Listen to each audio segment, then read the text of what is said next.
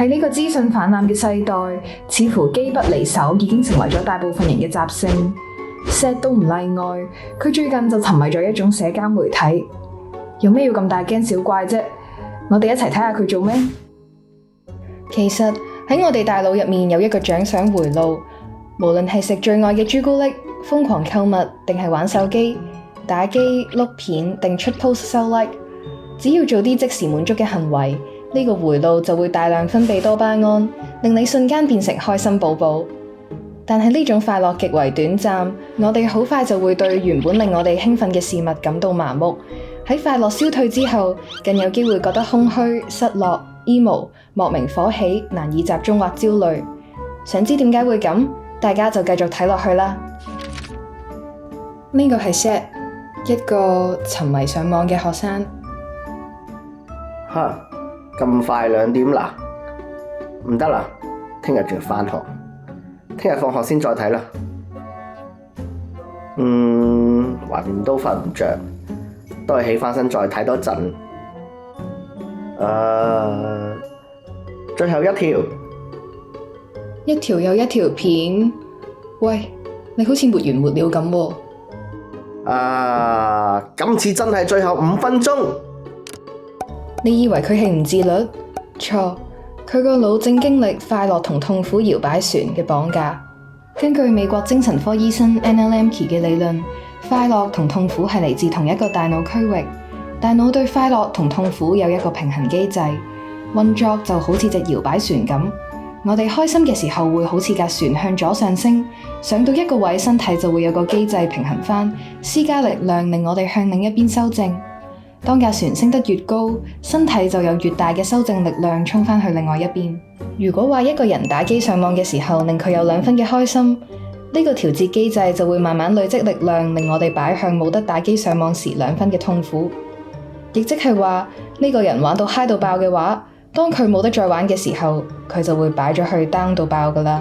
所以 Seth 凌晨4點依然忍唔住繼續碌片或者打機，唔只係因為好玩，而係為咗逃避戒斷痛苦。我哋每玩完一樣嘢冇得再玩嘅時候，都會有一份好想再追再玩，但又冇得玩嘅失落。其實只要我哋忍一忍，唔再追落去嘅話，身體嘅調節機制就會慢慢將多巴胺水平恢復返至基線，心情就會平靜落嚟㗎喇。又係呢啲 challenge 片啊，睇到都識背啦。哇，呢個堅料啊，睇完轉發完又咪係咁，悶到抽筋。幾個月前，普通嘅片都令 Seth 笑到碌地，而家淨係得極端勁爆嘅內容先至勉強誘發到微量嘅多巴胺。隔咗一陣 ，Seth 又跌返入嗰個做又唔係，唔做又唔係嘅漩渦。好悶啊！但係擺低咗部電話仲唔悶？好似唔知仲有啲咩好做唔好做咁。為咗追求更大嘅刺激 ，Seth 刪除咗呢個應用程式，轉玩另一個更加刺激嘅實時討論區。唔止因為匿名嘅設定令回應多咗好多，仲要得3日內嘅貼文先至會出現喺推送界面。咦？我個留言有成500個 like 喎！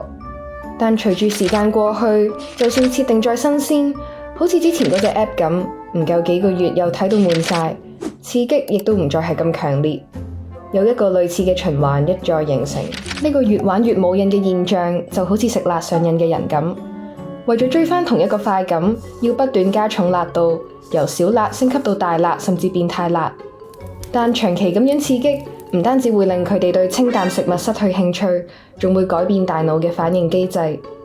根據 Anna Lembke 嘅解釋，呢個就係神經適應之後出現嘅耐受性啦。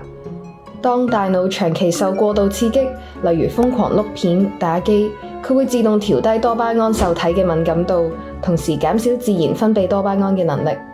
結果，即使做同一樣嘢，你嘅快感會越嚟越弱，因為大腦已經麻木咗，要靠更強嘅刺激先可以觸發到同等嘅愉悅。更嚴重嘅問題係長期多巴胺缺乏嘅情況。當你長期用高強度嘅刺激去谷多巴胺，大腦會進入透支狀態。過度刺激會破壞大腦自動調節多巴胺水平嘅平衡機制，令你長期處於愉悅感饑荒嘅狀態，覺得悶、焦慮甚至抑鬱，因為你嘅多巴胺基線已經低過正常人。呢個就係點解成癮者會越玩越空虛，甚至對日常生活失去動力。有啲咩爆料啊？又係呢啲舊聞，講第樣啦。出啦！傳說中嘅武器抽中啦！喂啊！又係抽中呢啲垃圾，今次實中。今次張相咁正，實有100個 like 啦。點解得咁少嘅？明明上次張廢相都有50個 like 㗎。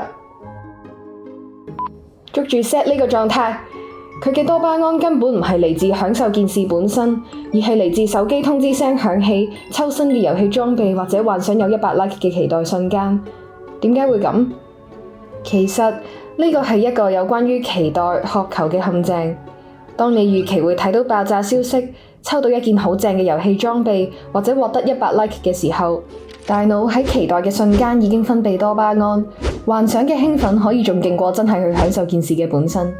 如果實際嘅結果唔似預期，啲片好無聊，裝備好平庸，或者個 post 最後淨係得10個 like， 大腦就即刻會話唔係啩？多巴胺分泌就懸崖式插水下跌，Z 會覺得空虛同唔忿氣。為咗逃離呢種失落，Z 會瘋狂再碌手機去揾下一則爆料同鏡片，即刻課金再抽多次裝備，或者即時再出 post 博更多 like。但係每循環一次，Z 嘅大腦就會將碌手機、抽裝備、出 post 呢啲行為同可能嘅快感綁得更死，令你對呢啲行為產生條件反射式嘅渴求，就好似聞到爆谷嘅香味就已經流定口水一樣。最後，你甚至唔再享受個娛樂本身，純粹沉溺喺追逐可能嘅快感呢種強迫行為入面。1年過去，Z 轉完一個社交平台，又轉另一個影音平台，追完美食博主，又去追 ASMR。但佢開始發現，就算日煲夜煲，興奮感都越嚟越弱。明明以前睇10分鐘嘅短片就開心到癲，而家要狂碌2個鐘先有啲感覺。同屋企人食飯嘅時候忍唔住碌手機，搞到阿媽都鬧你當我透明㗎？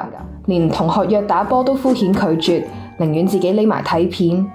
最恐怖嘅係 Z 發現自己連以前鍾意嘅漫畫、打波呢啲快樂都好似退晒色咁，佢個腦已經俾過度刺激縱壞咗。